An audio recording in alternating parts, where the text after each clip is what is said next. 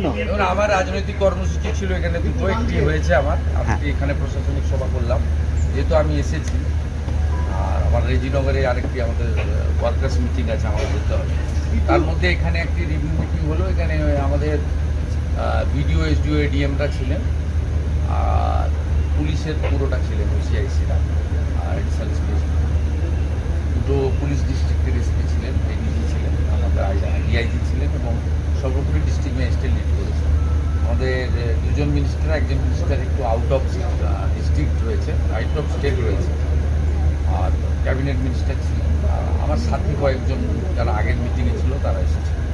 মূলত আমরা এই জেলাতে ডেভেলপমেন্টের বিভিন্ন স্কিম রিভিউ করলাম, এবং বেশ কিছু জিনিস তাদেরকে বললাম। এই 2 মাস খুব একটা বেশি সময় নয়, এর মধ্যে আমরা গঙ্গা ভাঙন নিয়ে মালদা এবং মুর্শিদাবাদের জন্য 3,600 কোটি টাকার একটা প্রপোজাল, যার 50% দেবে ভারত সরকার, 50% দেবে রাজ্য সরকার, প্রপোজাল পাঠিয়েছে। যার মধ্যে ফারাক্কা থেকে একদম ভগবানগোলা, লালগোলা এই স্ট্রেচে মুর্শিদাবাদই ম্যাক্সিমাম রয়েছে। 2500 কোটি টাকা মুর্শিদাবাদের জন্য পার্মানেন্ট সলিউশন হয়ে যাবে। এটা একটা আমরা বড় জিনিস দিচ্ছি। সেকেন্ড থিং হচ্ছে 15 লক্ষ এখানে অন্নপূর্ণা যোজনা অ্যাপ্লাই করেছিলেন, 12 লক্ষ মহিলা 1 জুলাই তারা অন্নপূর্ণা যোজনার বেনিফিট পেয়েছে। আমি এখানে অ্যাডমিনিস্ট্রেশনকে, ডিস্ট্রিক্ট ম্যাজিস্ট্রেটকে এনকারেজ করতে বলেছি যে পরিযায়ী শ্রমিকদেরকে ফিরিয়ে আনুন। বিকশিত ভারত জি রামজির 100 দিনের কাজ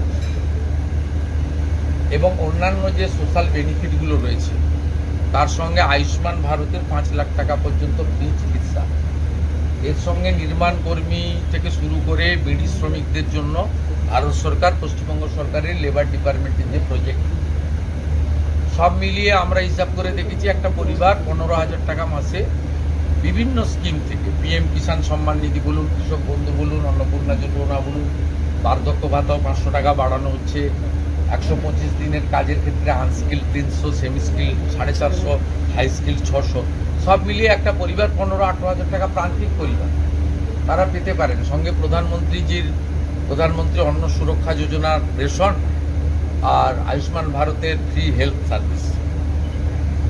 এই বিষয়গুলো আমরা এখানে বলেছি। এখানে ব্যাপক দুর্নীতি হয়েছে।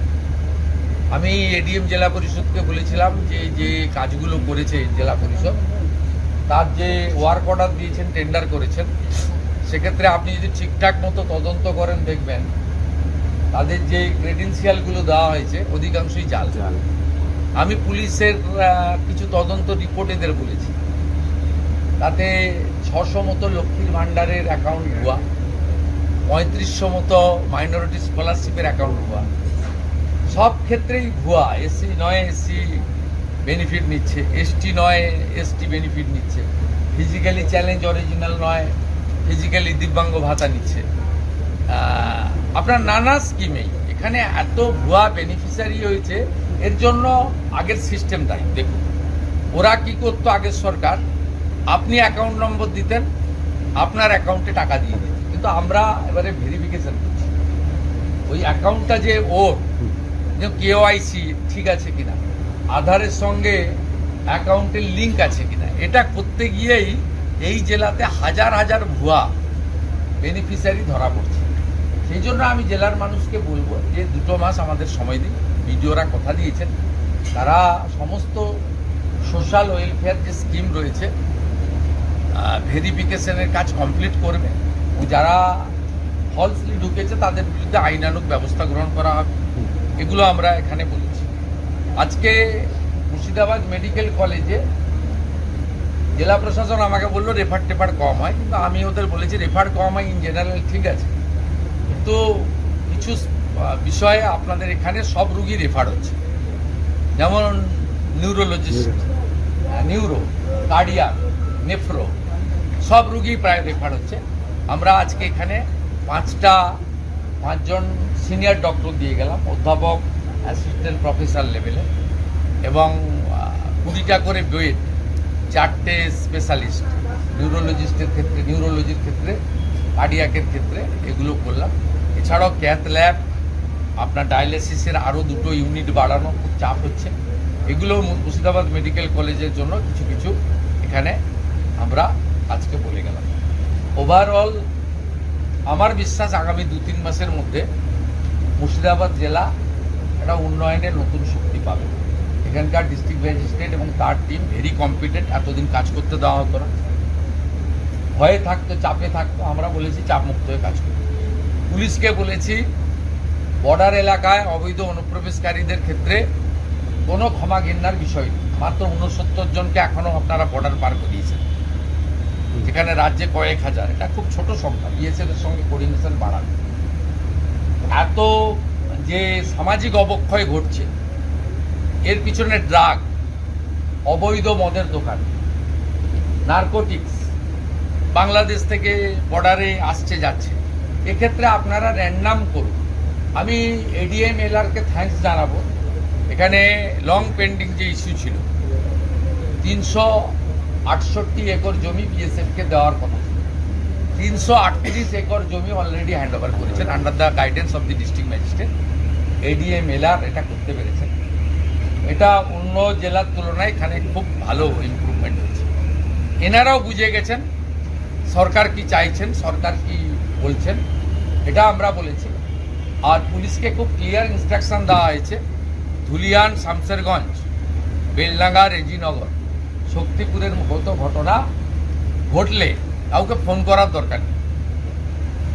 আপনার ভারতীয় ন্যায় সংহিতাতে যা বলা আছে, আপনার অশোক স্তম্ভ, আপনি যে ট্রেনিং নিয়ে এসছেন, আপনি যে শৃঙ্খলিত বাহিনীর ট্রেনিং নিয়ে এসছেন, সেই অনুযায়ী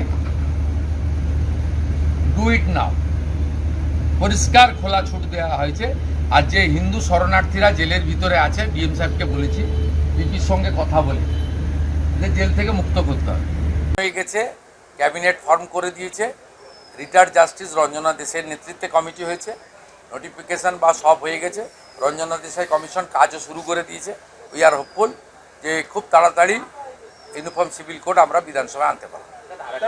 আর গুন্ডা দমন অ্যাক্ট আর প্রিভেন্টিং অ্যারেস্ট যে বিল পাস হয়েছিল, মহামান্য রাজ্যপাল অনুমোদন দিয়ে দিয়েছে। সোমবার থেকে এই বিল কার্যকর হয়ে যাবে পশ্চিমবঙ্গ, এই আইন।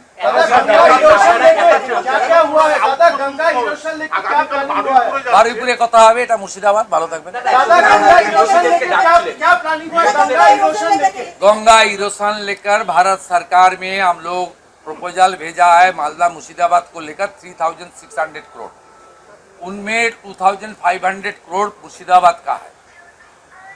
ये प्रिपरेशन पूरा चल रहा है। मैं कमिट कर रहा हूँ आने वाला 2027 में मुर्शिदाबाद का जनता ने जो भांगन पीड़ित एरिया है, गंगा भांगन, उसमें उसको राहत मिलेगा। इस साल तो कुछ नहीं कर सकता हम लोग, 2-3 महीने बारिश तो शुरू हो गया है, लेकिन प्री मानसून के लिए जो जो काम होना चाहिए वो काम हम लोग किया है, इरिगेशन और किया है। और कुछ खामियां है वो डिस्ट्रिक्ट मैजिस्ट्रेट इरिगेशन का साथ बात करके वो कंप्लीट करेगा।